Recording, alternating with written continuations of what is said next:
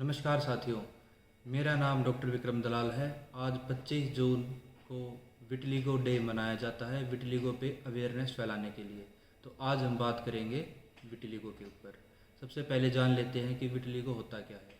Vitiligo को हिंदी में सफ़ेद दाग, श्वेत कुष्ठ या सीप भी कहते हैं। विटिलिगो होता क्या है? ये शरीर में सफ़ेद दाग वाली बीमारी को विटिलिगो कहते हैं।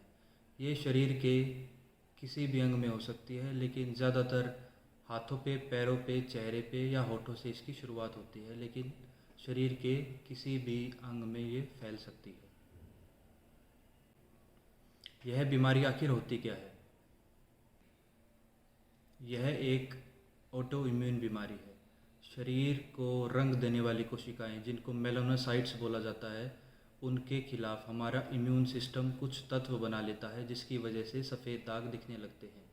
शरीर के जिस हिस्से में इसका असर होता है, उस हिस्से में सफ़ेद दाग दिखने शुरू हो जाते हैं।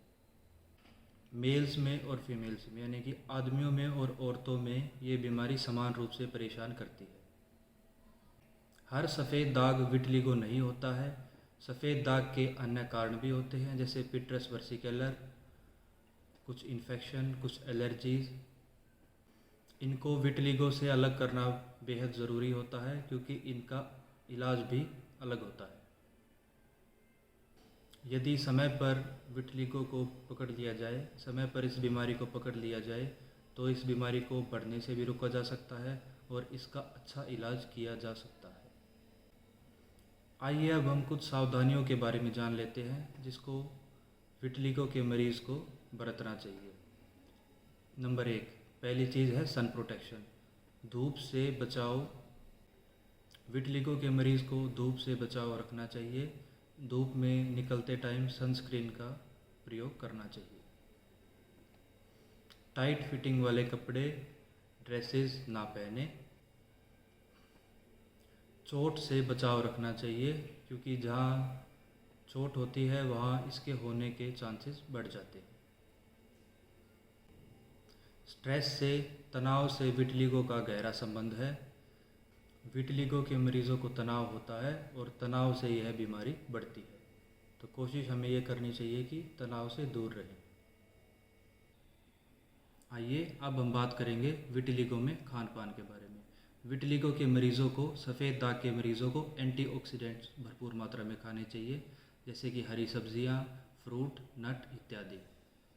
विटिलिगो के मरीज़ों को पीली सब्जियां, जिनमें विटामिन ए भरपूर मात्रा में होता है, और खट्टे फ्रूट्स, जिसमें विटामिन सी की मात्रा बहुत ज़्यादा होती है, वो उनका सेवन करना चाहिए। आइए अब हम बात करते हैं विटिलिगो से जुड़े हुए, सफ़ेद दागों से जुड़े हुए कुछ भ्रमों के बारे में, कुछ मिसकंसेप्शंस के बारे में बात करते हैं। विटिलिगो की बीमारी, सफ़ेद दाग की बीमारी छुआछूत वाली बीमारी नहीं है। एक दूसरे के साथ बैठने से, खाना खाने से, साथ काम करने से ये बीमारी नहीं फैलती है। सफ़ेद पदार्थों के सेवन से, सफ़ेद पदार्थों को खाने से, जैसे दूध, दही, पनीर, छाछ, इनके सेवन से ना तो ये बीमारी शुरू होती है, ना ये बीमारी बढ़ती है। ये बिल्कुल ही गलत बात है। कुछ लोग विटिलिगो में खट्टी चीज़ें या खट्टे फ्रूट्स खाने के लिए मना करते हैं, जो कि बिल्कुल गलत है। उल्टा, खट्टी चीज़ खाने से मरीज़ को विटामिन सी की प्राप्ति होती है, जो कि विटिलिगो को ठीक करने में मरीज़ की मदद करती है।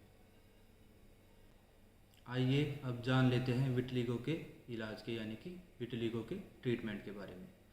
कुछ समय पहले तक विटिलिगो को, यानी कि सफ़ेद दाग की बीमारी को, भगवान का अभिशाप मान के छोड़ दिया जाता था, उसका इलाज नहीं था।